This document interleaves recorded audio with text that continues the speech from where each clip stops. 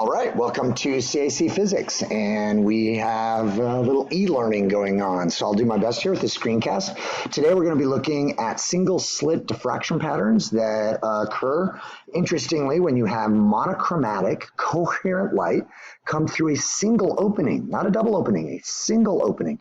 And this single opening creates an interference pattern on the screen, which you're not used to seeing. You're thinking of a single opening creates a single bright spot, but indeed, if you look carefully on the edges, you can see that there is a little bit of a pattern. So the first thing I'd like to do is just look at a little video that I made, and hopefully it will work nicely.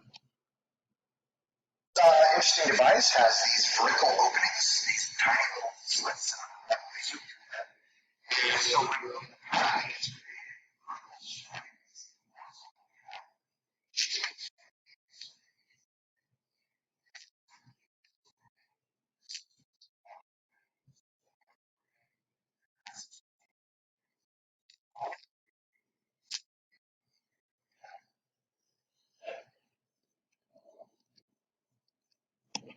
All right, so let's see what was going on with that. I hope that goes away soon.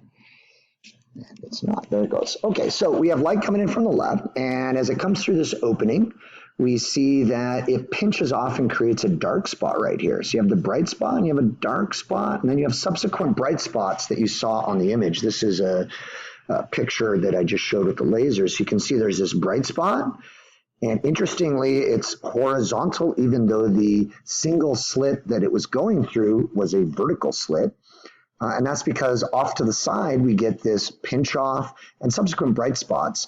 But the pinch off is what we're going to really derive right now, because this IB equation that you're looking at gives you the theta for the first pinch off spot, the first dark destructive interference location, the theta for that, for a given wavelength and a given opening of the single slit.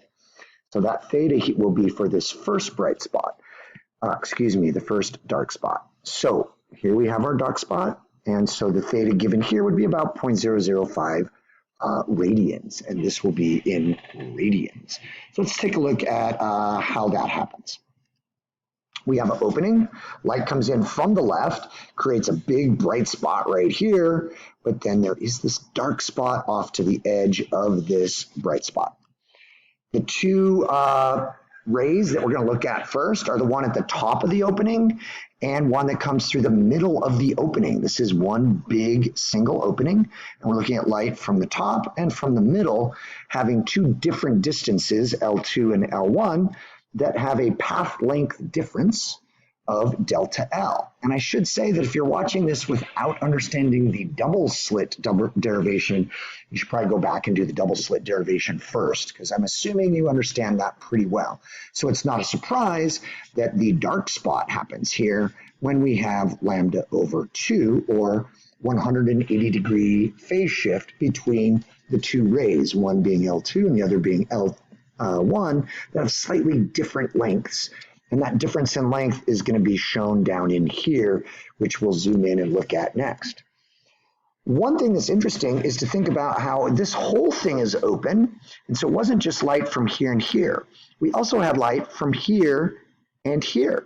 So if light came from where I've marked X and light where I marked X below it, recognize that the distance L1 from the X and the distance L2 from this X also will get to this point and have destructive interference as well.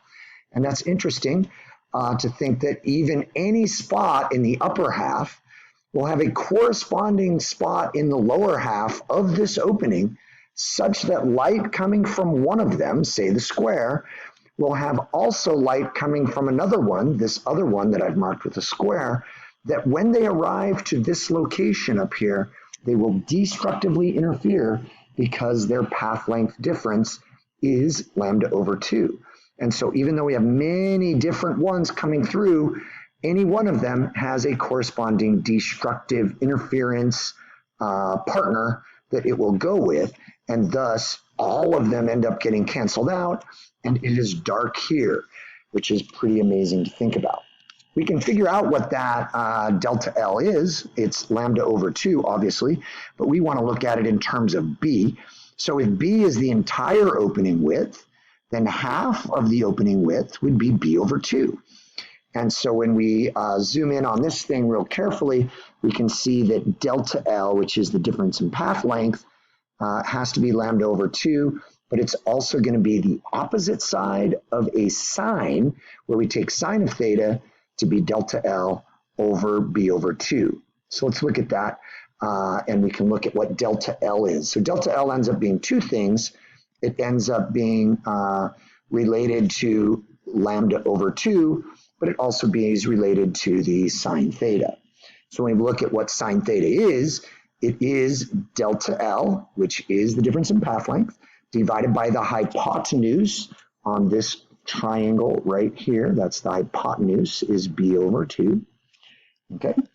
And so sine theta is delta L over the hypotenuse, but we know that delta L is the difference in path length, and it's for the dark spot, so it's lambda over 2.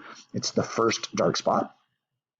And so we get lambda over B. It's interesting to think that what would happen if it was the subsequent dark spots, and notice what would happen with this equation. But for this one, we're just going to do it for the first dark spot. We notice that we get the 2's canceling, and we get sine theta equals lambda over B.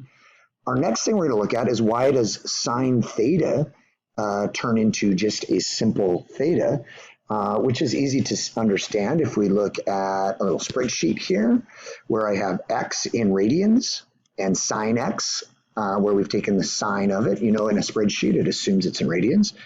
I've also had it in degrees here. So for really small radians, you can see that it's almost identical. But as it gets bigger, it starts not being so perfect anymore. At 0.1 radians, which is about 5.7 degrees, we see we have a 0.17% error. We get to about 2% error if we're somewhere around 20 degrees, or about 0.3 radians.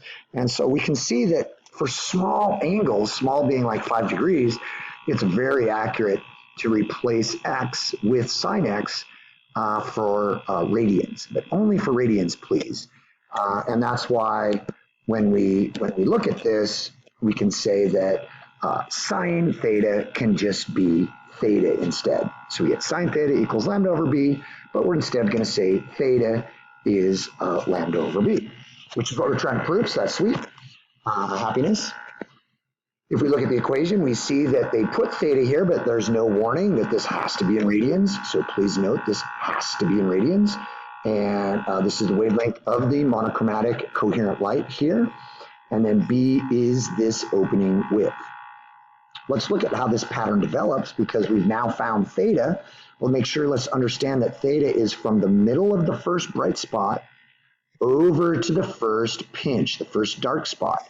So when I was showing the demo earlier, that would be from this middle section over to here in an angular sense, from here to here.